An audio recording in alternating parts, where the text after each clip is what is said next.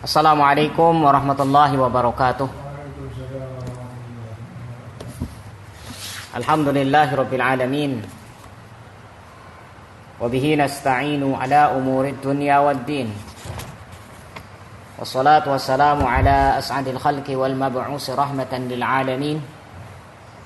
Sayyidina Muhammadin wa ala alihi wa ashabihi ajma'in. Qala Allah Ta'ala fi kitabihil karim, ya ayyuhalladzina amanu taqullaha haqqa tuqatih wa la tamutunna illa wa antum muslimun. Ya ayyuhalladzina amanu kutiba alaikumus siyam kama kutiba alal ladzina min qablikum la'allakum tattaqun. Allahumma anfa'na bima 'allamtana wa 'allimna ma yanfa'una warzuqna 'ilman yanfa'una. Allahumma idfa' 'anna al-bala' wal waba' misla qarana wal fahsya' wal munkar bi rahmatika ya arhamar rahimin. Ma'asyiral muslimin wa zumratal mu'minin rahimakumullahu jami'an. Alhamdulillahirabbil alamin. Segala puji dan syukur hanya milik Allah Subhanahu wa taala, yang dengan limpahan rahmat, nikmat serta hidayahnya kita bisa melaksanakan Ramadan. Bahkan ini adalah tanggal 27, kita masih dalam keadaan sehat walafiat, maka ini adalah nikmat yang sangat-sangat besar yang patut kita syukuri. Ma'asyiral muslimin rahimakumullah, mudah-mudahan dengan rasa syukur kita kepada Allah, ini adalah termasuk pengesaan baginya, termasuk mentauhidkannya, yang mudah-mudahan kita dikumpulkan nanti kelak di hari kiamat dengan orang-orang yang beruntung, dengan orang-orang yang Allah masukkan ke dalam surganya. Amin ya rabbal alamin. Yang kedua, salawat dan salam semoga selalu terlimpah curahkan kepada junjungan kita semuanya. Dialah Nabi besar Muhammad sallallahu alaihi wasallam beserta para keluarganya, para sahabatnya dan para pengikutnya hingga hari kiamat nanti. Ma'asyiral muslimin rahimakumullah, saat ini kebetulan turun hujan pula. Mudah-mudahan Allah segera mengangkat wabah ini, diturunkan obatnya, dan kita juga diselamatkan oleh Allah Subhanahu wa taala dari macam bala, dari macam keburukan, terutama bala di dalam agama kita ini. Amin ya rabbal alamin. Kaum muslimin dan muslimat yang dimuliakan oleh Allah Subhanahu wa taala, pada sore hari ini insyaallah kita akan melanjutkan mengambil nasihat dari episode kedua surat Asy-Syams, dari ayat 11 sampai ayat 15. Qala Allah Ta'ala fi kitabihil karim, A'udzu billahi minasy syaithanir rajim. Bismillahirrahmanirrahim. Kazzabat Samud bitagwaha idzin ba'atsa ashqaha فقال لهم رسول الله ناقة الله وسقياها فكذبوه فعقروها فدمدم عليهم ربهم بذنبهم فسواها ولا يخاف عقباها. Muslimin dan muslimat yang dimuliakan oleh Allah Subhanahu wa taala. Allah Subhanahu wa taala berfirman, maka kaum Samud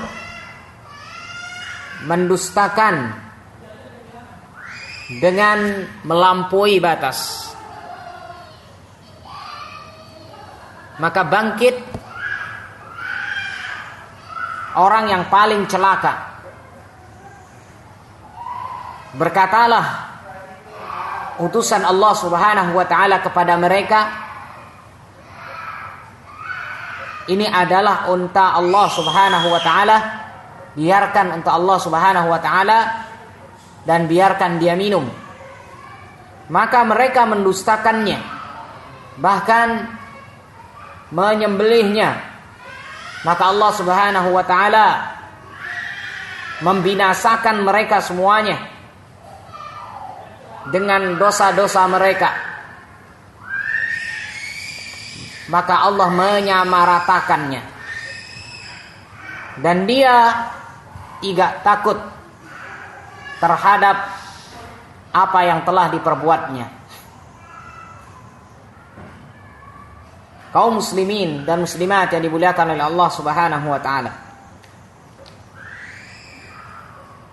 Mufradatnya idim ba'atha, in ba'asa yan ba'isu, yang berarti bangkit, bangun. Damdama yang artinya adalah membinasakan, menghancurkan. Sawwa yusawi yang artinya menyamakan atau disempurnakan. Kaum muslimin dan muslimat yang dimuliakan oleh Allah Subhanahu wa taala. Kalau kita lihat sebelum ayat ini yang sudah kita baca di ayat 1 sampai 10, Allah di sana bersumpah dengan macam-macam makhluknya. Ya.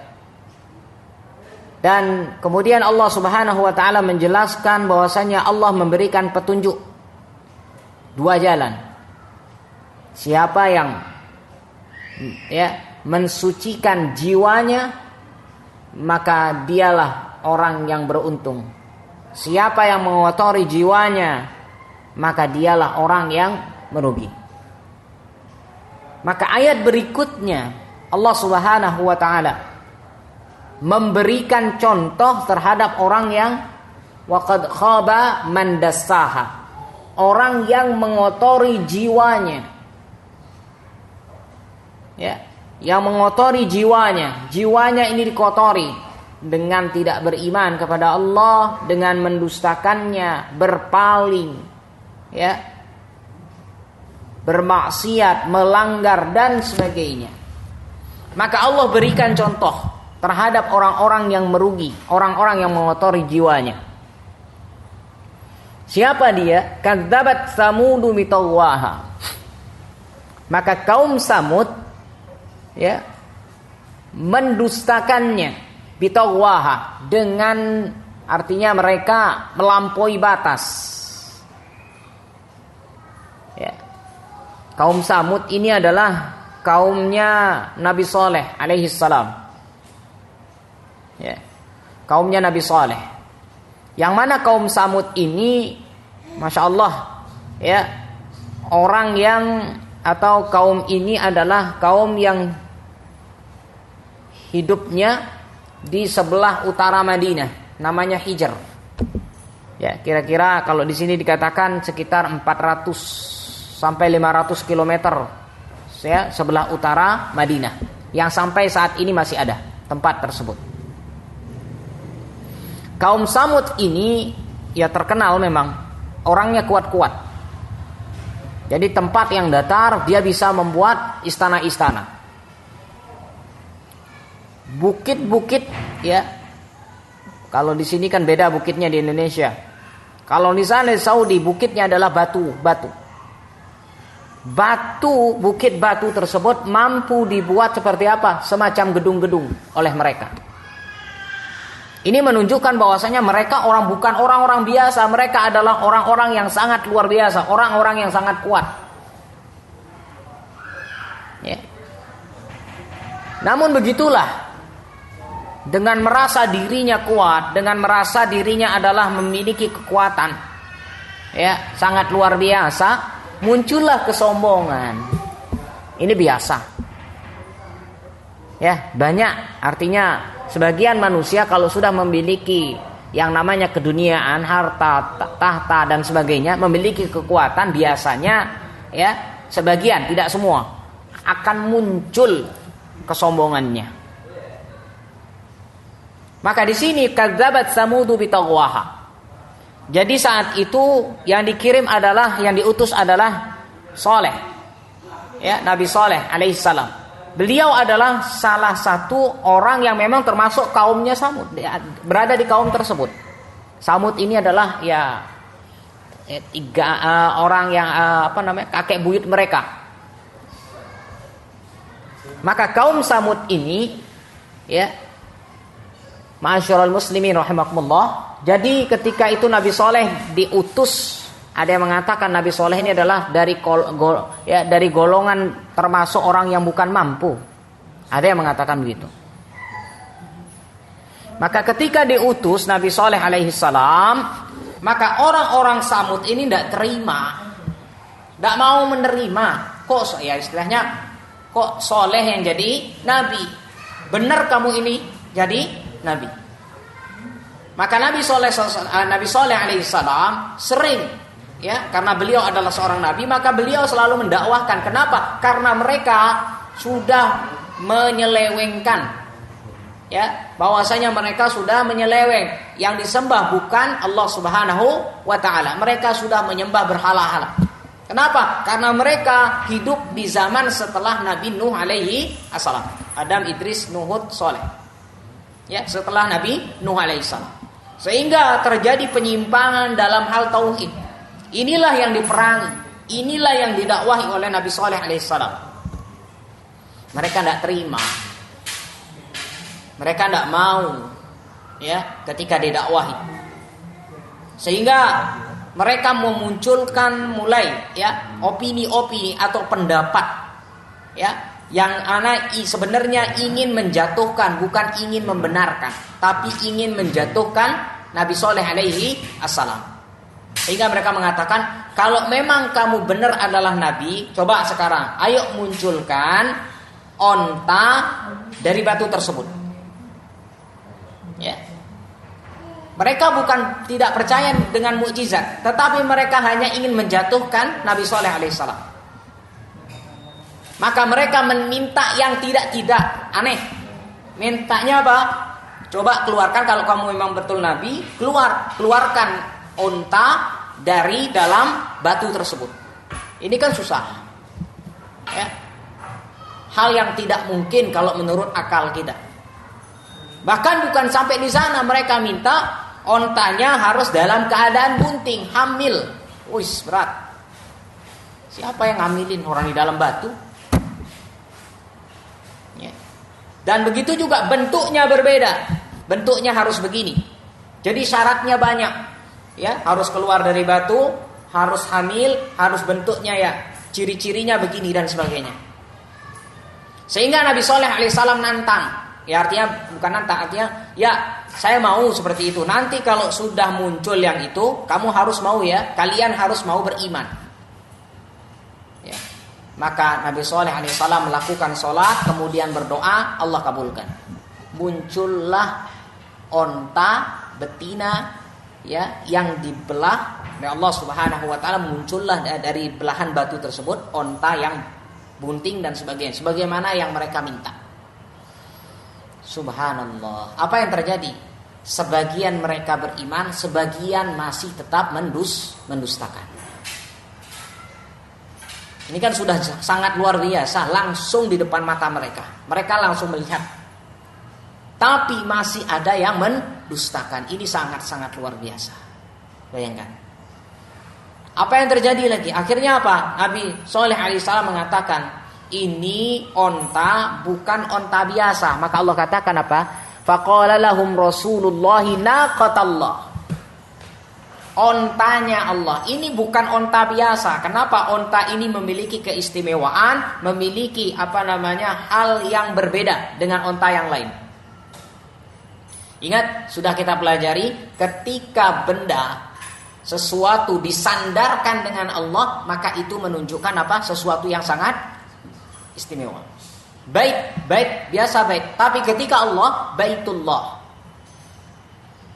Ya, Saifullah, pedangnya Allah. Berarti ada yang berbeda. Maka di sini Allah katakan naqatullah. Ini ontanya Allah. Semua onta milik Allah, tapi di sini berbeda ontanya. Ada yang istimewa. Ya. Maka akhirnya mereka bagaimana? Ya, jadi Nabi Shalih alaihissalam mengatakan ini onta berbeda. Jadi di sana kan ada sumur. Jadi nanti minumnya giliran. Onta ini biarkan sehari, nanti setelah itu kalian minum. Ya, sehari berikutnya kalian yang minum. Nah, ketika onta ini minum, kalian boleh ambil susunya. Bayangkan, ini bukan onta biasa. Dia minum dari sumur tersebut, ya, dibiarkan selama sehari. Kemudian apa? Ya, besoknya manusia yang giliran minum dari sumur tersebut. Dan nanti bahwasanya setiap hari tersebut gantian ketika onta minum, kita boleh ngambil susunya. Bayangkan. Ya, susu dari satu onta ini bisa membackup seluruh kaum Samud. Ini kan bukan onta biasa. Kalau kita lihat sekarang onta paling berapa liter. Ini bisa membackup semua kaum Samud. Ya, maka di sana Nabi Shalih alaihissalam mengatakan, ya, Allah Taala mengatakan la tamassuha, jangan disentuh. Artinya apa? Biarkan nanti kalau dia, artinya lepaskan dia. Ya, biarkan dia makan, biarkan dia minum. Dia mau cari makan, artinya onta ini mau cari makan dimanapun, bebaskan. Jangan dihalang-halangi, jangan diganggu, jangan diusir dan sebagainya. Bahkan disentuh aja jangan. Itu kata Allah Subhanahu wa taala. Allah perintahkan, diuji mereka dengan keistimewaan yang tadi. Akhirnya bagaimana? Sehingga kaum Samud yang sebagian tadi mendustakan, akhirnya apa? Membuat tipu daya, makar. Membuat makar. Ini kayaknya bahaya ini. Yang dimunculkan Nabi Soleh, yang dimunculkan oleh Soleh ini berbeda ini. Ini ada hal takutnya nanti mereka malah ikut, artinya beriman. Bagaimana? Nah, muncullah syaitan mulai membisiki. Gimana kalau kita bunuh? Ya, maka yang terkenal membunuh di sana siapa? Waqala lahum Rasulullah naqatallahi wa suqiyaha. Di sini dikatakan idzim ba'ata ashqaha. Bangkitlah orang yang paling celaka. Kenapa? Dia yang akan mau membunuh ontanya Allah Subhanahu wa taala. Ya, fakadzabuhu, mereka semuanya apa? Mendustakannya. Fa'aqaruha, mendustakan sudah kita tahu, ya. Mereka tahu itu adalah ontanya Allah, tapi mereka tidak mau menerima, itu saja. Itu namanya dusta. Fa'aqaruha, sehingga apa? Mereka menyembelihnya. Ya. Yang terkenal saat itu yang menyembelih adalah Qudar, namanya Qudar. Ya, Qudar bin Salif. Ya, namanya Qudar bin Salif. Ini adalah orang yang memang terkuat saat itu. Orang yang perkasa. Sehingga dia yang membunuh ontanya Allah Subhanahu wa taala. Mereka membuat makar. Ya. Karena onta ini bunting, ya sudah, dikeluarkan isi perutnya sampai seperti itu. Kemudian lehernya diginikan, kakinya masih dalam keadaan itu ditusuk, bahkan dari jauh dipanah. Bagaimana onta itu dibuat mati? Padahal Nabi Soleh sudah mengatakan jangan disentuh aja tidak boleh, apalagi mau dibunuh. Akhirnya apa? Di sanalah Nabi Shalih alaihissalam mengatakan silahkan. Artinya azab Allah akan turun. Fatamatta'u. Silahkan kalian bersenang-senang selama 3 hari, silahkan. Nanti kalau sudah senang-senang 3 hari akan turun azab Allah Subhanahu wa taala.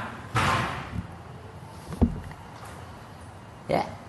Sehingga dalam sebuah riwayat dikatakan, ya, di hari kedua wajah mereka itu memerah. Di hari ketiga wajahnya menghitam. Kenapa? Mereka paham ini akan turun azab. Sehingga apa? Allah Subhanahu wa taala, mereka tahu apa yang dikatakan Nabi Soleh itu akan benar. Cuman mereka di sini dustanya luar biasa. Dusta itu ya. Jadi karena ada sifat sombong itulah yang akhirnya menolak hidayah.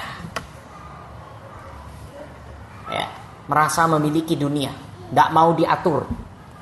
Ya, ketika memiliki harta, ya memiliki jabatan, saya tidak boleh diatur, meskipun itu adalah syariat. Padahal syariat itu mengatur semuanya, tidak melihat apakah rakyat kecil apa rakyat besar, apakah memiliki jabatan atau tidak, apakah berstatus sosial yang tinggi atau rendah, semuanya sama di hadapan syariat. Yang Allah katakan apa?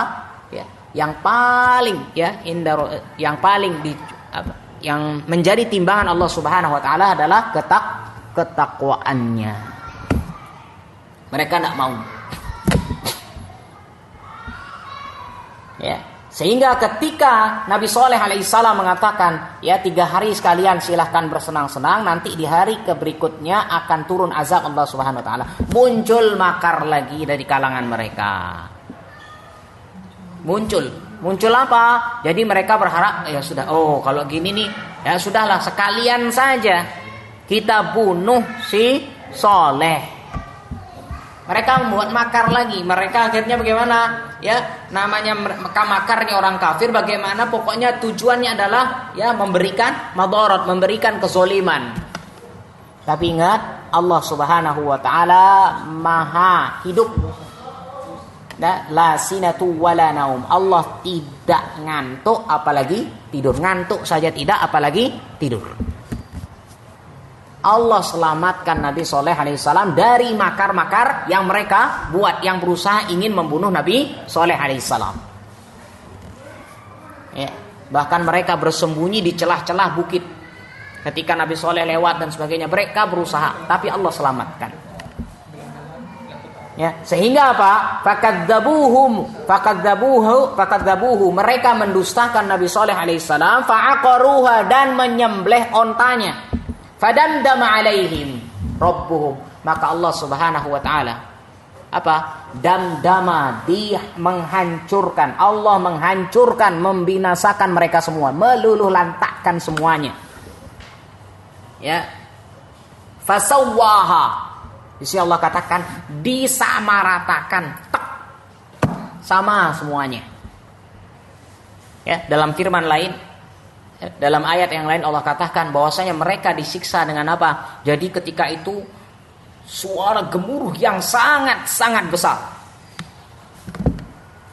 Sehingga Allah katakan apa? Hashima, mereka dalam keadaan seperti daun-daun kering yang ringan untuk diterbangkan. Yang bisa diterbangkan.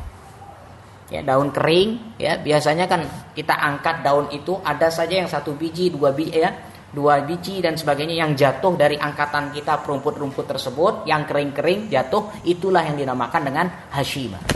Yang artinya apa? Dia akan berhembus angin. Sehingga ketika setelah mendengar suara dentuman itu, dentuman yang sangat-sangat besar. Bahkan ya di dalam riwayat dikatakan ya atasnya berbunyi, langitnya berbunyi, bawahnya bergoyang. Buminya bergoyang. Mereka dijadikan oleh Allah Subhanahu wa taala seperti rumputan yang kering, mudah. Ini seperti apa? Allahu a'lam. Kita saja mendengar ada suara petir ketika musim hujan, petir yang sangat besar, ya, geledek, subhanallah, kita merasakan ada takut. Apalagi kita di jalan. Bayangkan saat itu Allah taala mengatakan ini adalah azab. Fadamdama, Allah hancurkan. Ingat, kalau Allah sudah menghancurkan, siapa yang mampu? Ya, tidak ada yang mampu menjaga. Sehingga apa? Bahwasannya yang Allah selamatkan hanya orang-orang yang mau beriman kepada Nabi Soleh alaihissalam. Yang disiksa, yang mendapatkan azab adalah orang-orang yang tadi mendustakan Allah, mendustakan Nabi Soleh alaihi assalam. Sehingga Allah terakhir mengatakan wala yakhafu uqbaha. Dan di sini Allah Subhanahu wa taala tidak takut terhadap apa yang diperbuatnya. Allah Subhanahu wa taala berbuat sesuai dengan kehendaknya.